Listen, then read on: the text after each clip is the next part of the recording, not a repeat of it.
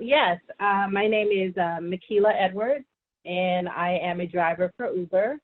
I've been driving for Uber for, I've been a driver, rideshare driver for over a year, and I'm a leader with the driver advocacy group with We Drive Progress.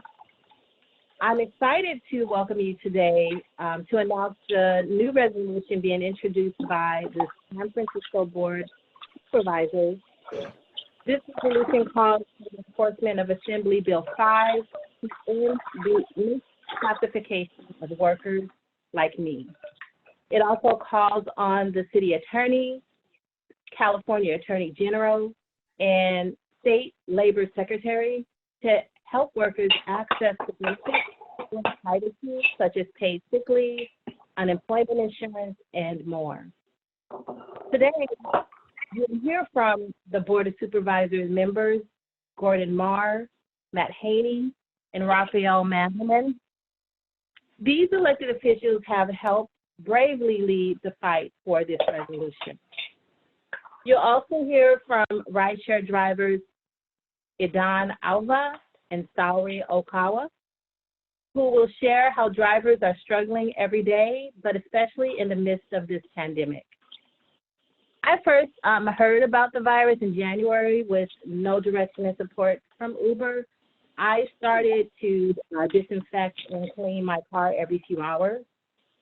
Weeks later, Uber finally said they'd provide cleaning supplies and hand sanitizer for drivers, but within hours of that announcement, they closed their green light hubs.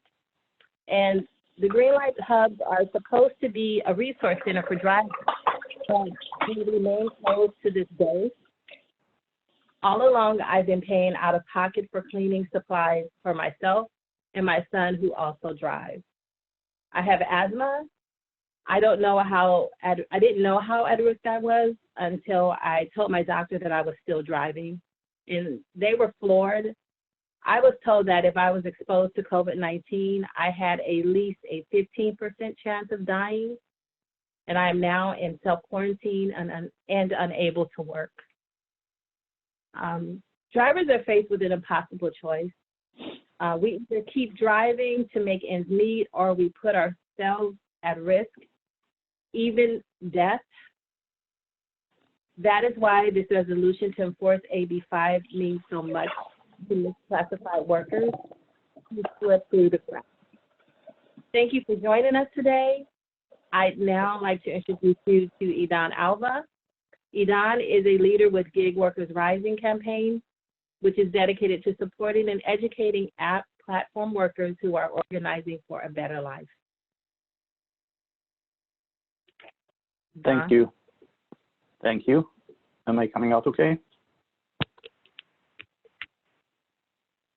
Yes. Yes. My name is Idan Alva, and I've been driver for Lyft for more than 5 years, and as mentioned, a driver leader with Gig Workers Rising. By not complying with AB5 and misclassifying their employees as contractors, gig companies like Uber, Lyft, and DoorDash have been putting drivers and passengers at risk during the coronavirus era and long before. These large corporations are preying on the most vulnerable population while utilizing them as workforce by paying them less than minimum wage, exposing them to significantly enhanced risks, and yet not providing them with basic workers' protections required by law. Drivers like me not only live paycheck to paycheck, but few hours of driving to food on the table, additional days of driving to immediate pay of rent, more driving to last minute pay of car loan. We have no ability to save, and therefore no ability to stop working even for a short time. Without health insurance and sick days, we are left with the impossible choice when we get sick: drive sick and put ourselves, our passengers, and the public at risk, or stay at home and lose the roof over our heads, our car, and our livelihood. In January, I became sick with plain old regular flu.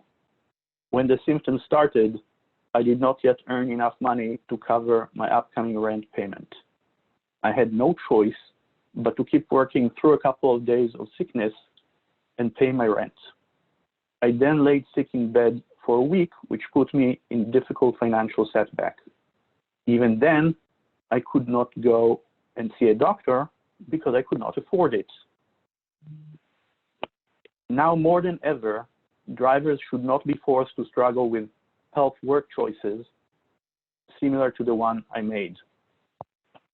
The conditions Lyft, Uber, and other gig companies put their workforce in during the coronavirus crisis are causing massive health hazard, which, if left untended to, would quickly become a full-blown disaster for drivers, for passengers, and for the communities in which they live. We call on government officials who have the power to do so to immediately enforce AB5, hold greedy corporations accountable, protect workers from illegal predatory business practices, and avert looming public health disaster. Thank you.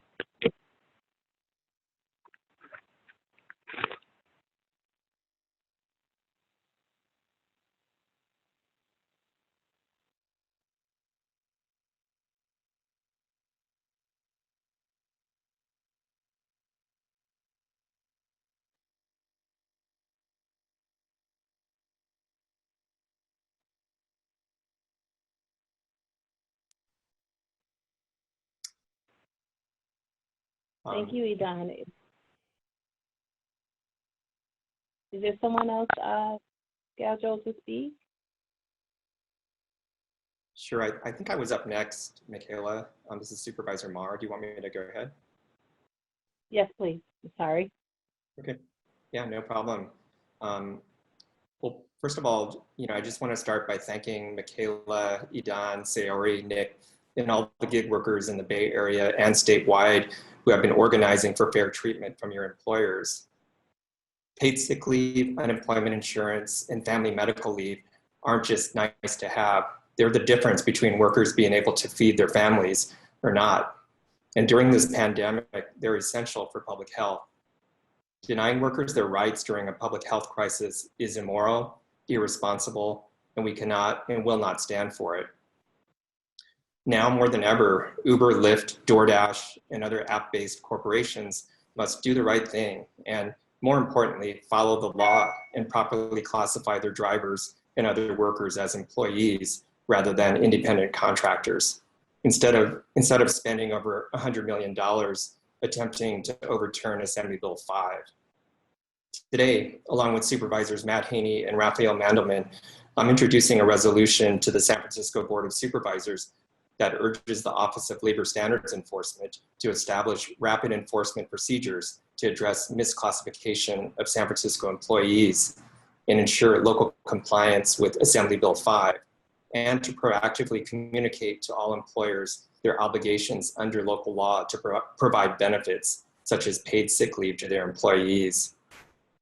The resolution also calls on the City Attorney Dennis Herrera, California Attorney General Javier Becerra, and State Labor Secretary Julie Su to help gig workers access the benefits they're entitled to under AB5, such as paid sick leave, unemployment insurance, and more. And additionally, the resolution urges the Department of Public Health to place minimum health and safety guidelines for app-based transportation and food delivery drivers who continue to operate during this pandemic, which includes demanding the companies provide sanitary supplies and the workers' rights under workers' compensation should they come into contact with a customer who has been infected. So thanks again for all the workers, the gig workers, and your organizations who've been struggling and fighting for fair treatment, for proper classification, and for basic rights as employees in California.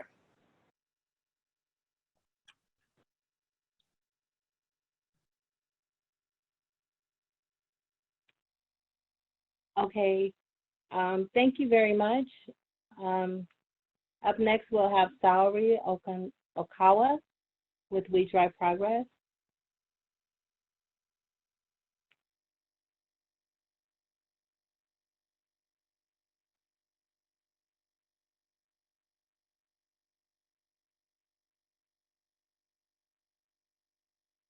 Salary?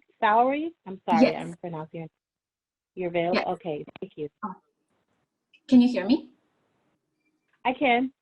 Okay. Hi, my name is Sari Okawa. I have been driving Uber full-time, about 3,700 trips in San Francisco for almost 1 year. I started driving to support myself while I was going to City College in San Francisco for social work. I was taking a full course load and was working full-time on top of that. After the program, I continued to drive around 70 to 80 hours a week to earn a livable income. We drivers are in a state of emergency. Since shelter in place last week, there is no business for us. For example, yesterday, after turning on the app, it took about 30 to 45 minutes to get one ride. Before coronavirus, it was usually 3-minute wait. Also, yesterday, I worked a full day and earned $75. After gas, my car insurance and car rental fee, that is around $35 full day. During the pandemic, San Francisco banned gathering of many people, but every single day, even right now, there are about 180 and 200 drivers waiting in SFO airport waiting lots for hours to catch one ride, which is ridiculous. Drivers like me have no choice but to wait in such a crowded and unsafe, unhealthy waiting lot because our own employers do not recognize us as employees despite AB5. This means we don't have any rights and have not had any protections until today. Uber and Lyft witnessed everything. They closed down offices and green hubs and not even providing disinfectants, hand sanitizers that they promised. And now I'm juggling between Uber and food delivery services like Instacart, Postmates, DoorDash, just to make ends meet. I'm cutting down on food, I'm cutting down on sleep, so I could get out in the field to get any income. I worry a lot about getting sick. Many passengers cough and sneeze, and I worry about health, and I worry about my livelihood. I wish I could stay home, and I wish I could work from home like other workers. I wish I had paid sick leave and paid sick leave. All the other essential workers have support that they need, and we are doing essential services, but at what risk?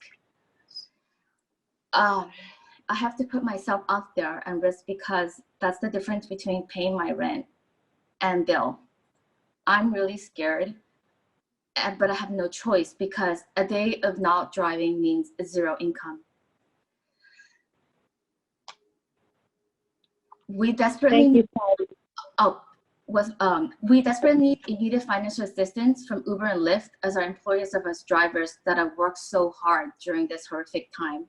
We're so grateful that political leaders like Supervisor Marr, Supervisor Haney, and Supervisor Mandelman are fighting for us during a time when our own employers have abandoned workers who have worked so hard to make their business possible. Please remember that there are families with kids, people are sleeping in cars, many are being evicted because they can't pay rent. So putting a resolution like this will help us get the support and relief we need for us and for our families. Thank you for the support and your time. Amen. Yes. Thank you, Saori. I apologize for talking over you earlier. Up next, we'll have Supervisor Matt Haney. Supervisor, thank you. Yeah, thank you, Michaela. Thank you to all of the gig workers and the organizations We Drive Progress, Gig Workers Rising, and Jobs with Justice, and thank you for your leadership, Supervisor Marr and Supervisor Mandelman. We are facing a global pandemic, unlike one that we have ever seen, potentially. It's certainly one of the worst in a very long time, and it is critical that we take every measure to protect public health. We have a group of workers who are out there right now who are delivering essential goods. Many of us are being told to have your food delivered, have your food dropped off, services like BART and Muni are reducing their capacity. So having workers at these companies is actually becoming essential for us to operate during this time. Yet at the same time, we are not treating these folks fairly. We are not allowing them and empowering them to protect themselves and their families and their health. And we are putting them in even more marginal and vulnerable position economically. I represent a district that has many of these companies headquartered here. Postmates, DoorDash, Instacart, Uber, Lyft are all headquartered in my district. And in addition to that, many of the workers who work for these companies are living in my district and working in my district. And what I can tell you is that the situation that we have right now, where these workers are being given no choice except being forced to go out there and work, even if they're not feeling well, which their health is not being protected or prioritized, which they're not receiving the pay and benefits that they deserve and need, is completely unacceptable. It's unfair to them, and it's also putting everyone in our community in greater danger. This is affecting all of us. It's affecting the workers first and foremost, but it's affecting everyone in our community when we don't treat these workers with the pay and the protection and the benefits that they need and deserve. This resolution is calling for a few things that should be very basic. One is we're simply asking that California enforces the law, that we actually start to classify gig workers correctly. We already have AB5, which defines an employee. We need to enforce it now, and it's more urgent than ever. These workers are no different than anyone else. They wake up in the morning, they show up to work, they work hard and earn a living for themselves, and they deserve to have the protections and the benefits that come with a job. Second, workers in these companies should be given the same rights and privileges as any other worker in these companies. And I've heard from many other folks who work at Uber and Lyft, and they work in the office, they're being told that they have any benefit they want, they can stay home, they're getting the understanding and respect that every worker should have. And that's what the drivers deserve as well. Folks are willing to go to work, but they should be protected, and they should have benefits, and they should have adequate pay. And if they need to stay home, they should be supported in doing that. We are demanding that state officials protect gig workers during this pandemic by fully enforcing AB5 and ensuring workers have access to benefits like paid sick leave, disability, family leave, and unemployment insurance. And lastly, we need to make sure that there are minimum standards, basic foundational standards for health and safety guidelines for these workers. If they are coming in and interacting with customers on a regular basis, dropping things off, picking things up, they need to be given access to cleaning supplies. They need to be supported if they do get sick. They need to have worker compensation benefits if they're exposed in some way to the virus. This is a very dangerous job right now. It was already something that they weren't getting the support and health benefits that they deserve. But now this is a frontline, in many ways, it's an emergency response job now, where they are out there delivering groceries, they're out there picking people up, and that is essential to be happening right now. And yet they are not being treated with respect. They are not being protected, and that puts them in danger, and that puts all of us in danger. So we are going to keep on pushing our city and our state to do the right thing and to stand up and to support these workers. And I just again want to thank them for their courage and for standing up and for saying that they deserve to be treated fairly just like any other worker. And as elected officials, we're saying do that and enforce the law. Enforce the law, California. Treat these folks with the respect and the appropriate classification as the workers that they are. Thank you. Okay. Thank you, Supervisor Haney. Next up, we'll have Nick Haight. Nick is an Instacart and Shipt delivery worker. Hi, hey everyone, thank you. My name is Nick. I've been doing Instacart and Shipt for 3 years. I have about 8,000 shops. most of you are familiar, but if you're not, we're basically grocery delivery services, but the companies do like to exploit that a little bit more and go beyond just regular groceries, because we'll shop at places that are bulk or wholesale and often require a lot of heavy lifting. Basically, I haven't had a day off in a month now. On the flip side of other gigs, business has never been busier because people are supposed to be staying at home, so they're ordering more groceries. San Francisco's done a lot to protect the city proactively as soon as these emergencies were happening.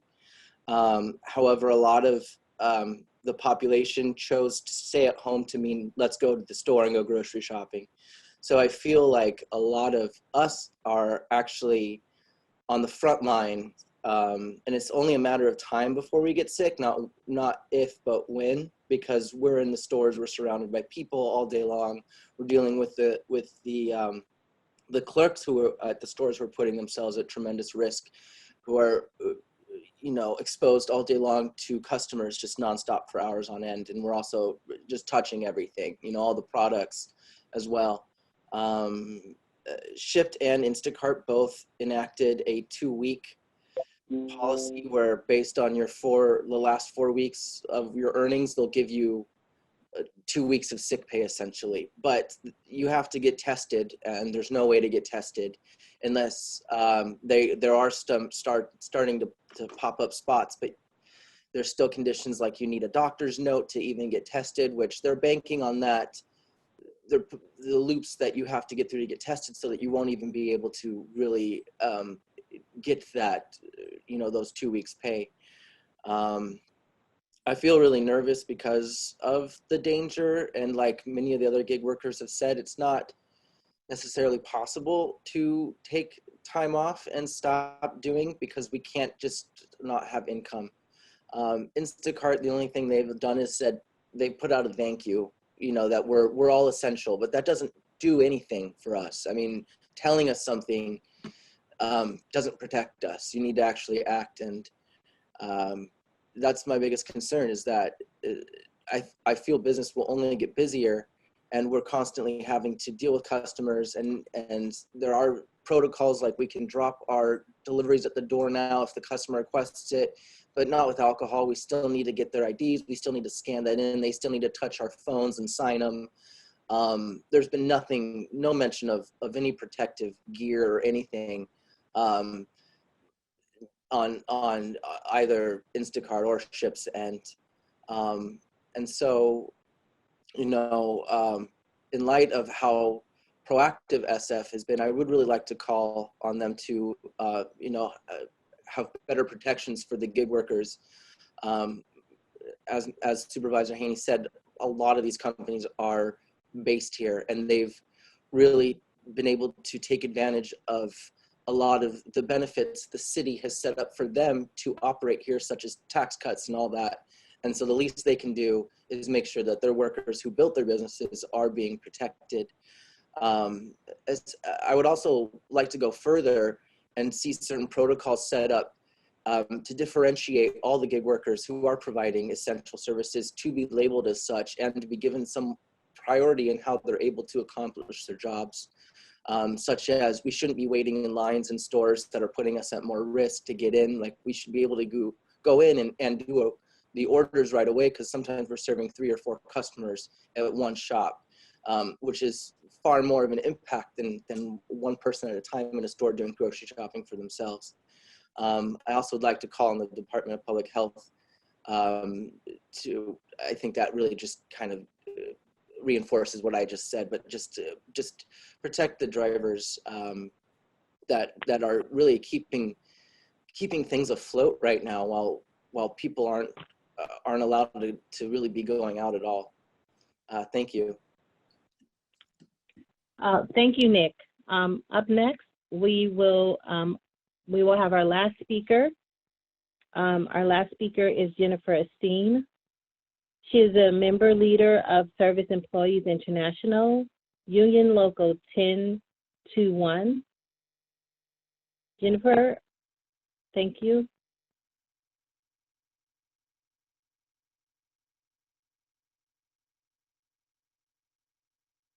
Jennifer, are you with us?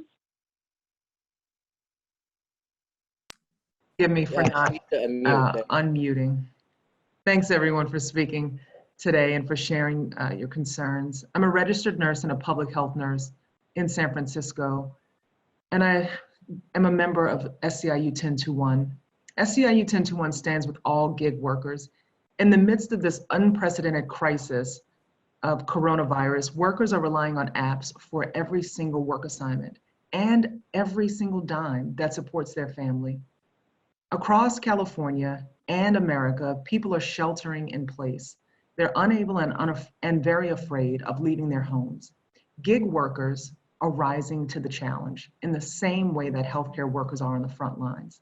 They're facing the perilous possibility of infection head on, and they ask for nothing more than basic rights, rights that are afforded to all employees who show up and go to work day in and day out. SEIU stands with all gig workers, and we say they deserve the same rights all workers deserve: to be able to receive unemployment compensation should they be out of work, to receive paid time off when a need arises, and to absolutely have safe working conditions, especially right now with this very infectious pandemic. Thank you.